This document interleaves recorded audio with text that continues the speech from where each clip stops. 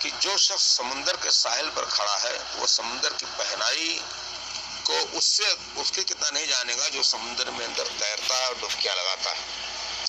اب آپ بتائیے، اب میری اس بات کو کسی حاسد نے کہہ دیا کہ آپ نے فلاں جگہ پر کہا کہ علامہ البانی شیخ امام بخاری سے بڑے عالم تھے۔ بتائیے، امام بخاری کے بارے میں کوئی حکیم و باج منہ یہ بات چاہے کہہ دے اور کوئی متعصب مقلد بھی کہہ دے، سنجیدہ مقلدین بھی امام بخاری کے بہت یعنی مدح سرا ہیں۔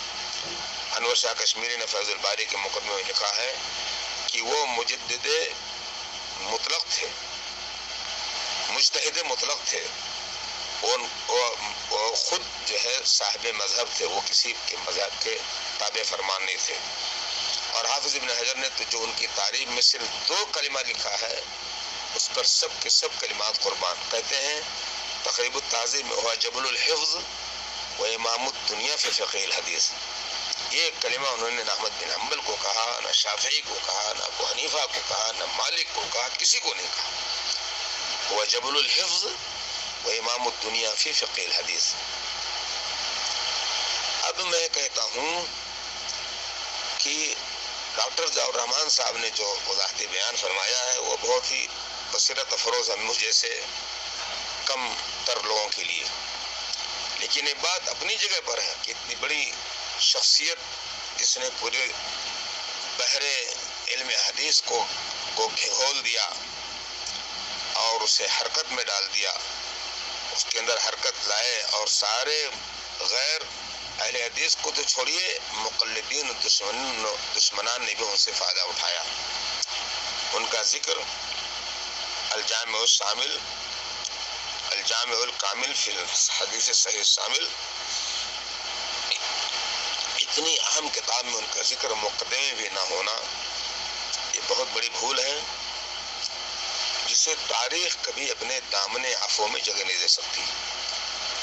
اور یہ کہنا کہ ان کا درجہ اتنا بڑا تھا کہ میں ان سے منافسہ نہیں کرنا چاہتا تھا، تو درجہ تو ابن حجر کا بھی ہے، شیخ الاسلام ابن تیمیہ کا بھی ہے، اور سارے لوگوں سے حدیث میں شیخ نے بہت زیادہ اختلاف کیا ہے۔ اب دیکھیے ابن تیمیہ رحمۃ اللہ علیہ نے حدیث رد شمس جو حضرت علی سے متعلق ہے اس کو کہا موضوع ہے،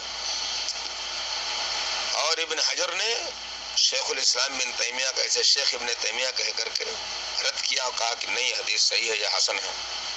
شیخ البانی نے ضعیفہ میں دونوں کے بیچ میں محاکمے میں علم کا سمندر بہا دیا۔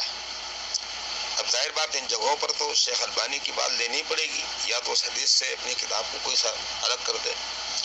ایسی اللہ تعالیٰ نے 1,24,000 انبیاء اور رسول بھیجے، جن میں سے 315 رسول تھے۔ اس حدیث کو بڑے بڑے لوگوں نے ضعیف کہا ہے۔ ہمارے شیخ الحدیث جو ہمارے استاد بالاجازہ بھی ہیں، ان کی بھی ایک فتوی میں اس حدیث کو میں نے بہت پہلے دیکھا، انہوں نے ضعیف قرار دیا۔ کیوں؟ بہرحال شیخ صاحب ہمارے بہت ہی صاف ستھرے ذہن کے انسان تھے، اس لیے تحریر، مگر ظاہر بات ہے کہ مبارک پور میں یا دہلی میں وہ کتب، وہ سمندر نہیں تھا کتابوں کا جو دمشق کی مکتبہ ظاہریہ کے اندر تھا۔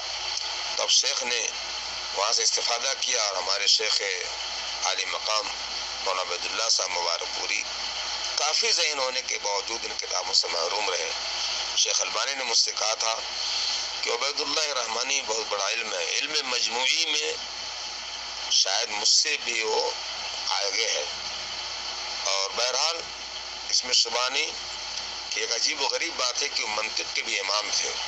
میں اس بات کو کب سے لکھنا چاہتا ہوں لیکن موقع نہیں ملتا، یا سستی بھی کہی جا سکتی۔ میں نے حضرت الشیخ عبد الرحمن بن عبید اللہ المبارک پوری سے کہا تھا کہ اس کا اضافہ کر دیجئے مولانا عبد المعید صاحب کی روایت سے یا ان کے قول سے روایت میں۔ تو میں کہنا چاہتا تھا کہ اتنے بڑے بحر ذخار کا ذکر نہ ہو، یہ بات بالکل ناقابل تسلیم ہے۔ اس کے پیچھے کون سی چیز کار فرما ہے نہ میں جانتا ہوں اور نہ میں اس کی جاننے کی مجھے ضرورت ہے، لیکن بہرحال یہ تاریخ معاف نہیں کر سکتی۔ بہت ہی بڑی کمی ہے جس پر ہر صاحب غیرت کو تل ملا جانا چاہیے، اس لیے کہ شیخ البانی نے بہت سی ان حدیثوں کا کا کی تثبیت کی ہے اسے نکال لائے، یا تو صحت سے ضعف کی طرف کھینچ لائے یا ضعف سے صحت کی طرف کھینچ لائے۔ جو متقدمین آپس میں اختلافی میں رہ گئے، کسی کے ہاں معاملہ صاف ستھرا نہیں ہو سکا۔ شیخ الاسلام ابن تیمیہ علم کے سمندر تھے، لیکن حدیث کی بحثیں ان کی کتابوں میں تفصیل سے نہیں ہے، اپنے علم کے مطابق کہہ دیا صحیح ہے ضعیف ہے، لیکن شیخ نے جتنی باتیں کی اور جو دوسری کتاب میں تخریج کی وہ سب فقہی مسائل پر ہے۔ اب چاہے روح الغلیل ہو یا تلخیص الحبیر ہو یا نصب الرایا ہو، اور جو فضائل پر حدیثیں ہیں وہ سب چیزیں عام طور سے تھوڑی تھوڑی بحثیں ہر چیزوں میں ملتی ہیں، لیکن شیخ کی کتابوں کا خاص سلسلتین کا معاملہ عجیب و غریب ہے۔ اسے پڑھو تو پیٹ ہی نہیں بھرتا، پڑھتے جاؤ اپنا کام بھول جاؤ۔ بہرحال ہم نے اگر ڈاکٹر صاحب شان میں کوئی بات کی ہو تو ہم اس سے معافی مانگتے ہیں، اور ڈاکٹر صاحب کو ہم ایک بہت ہی تقی اور نقی انسان سمجھتے ہیں، اور ان کی بد دعاؤں کے ہم متحمل نہیں۔ مجھے امید ہے کہ وہ معاف کریں گے اور ہماری باتوں کو عین اعتبار سے لیں گے۔ جزاک اللہ خیراً ڈاکٹر شیخ عبدالستار صاحب، اور میرا سلام پہنچے حضرت الاستاذ الدکتور ضیاء الرحمن اعظمی صاحب کو، اور دعا ہے اللہ کی کہ انہیں توفیق دے۔ انہوں نے ریٹائرمنٹ کے بعد اپنے اوقات کا استغلال کیا، کیونکہ دنیا سے یعنی وہ منحرف ہو گئے۔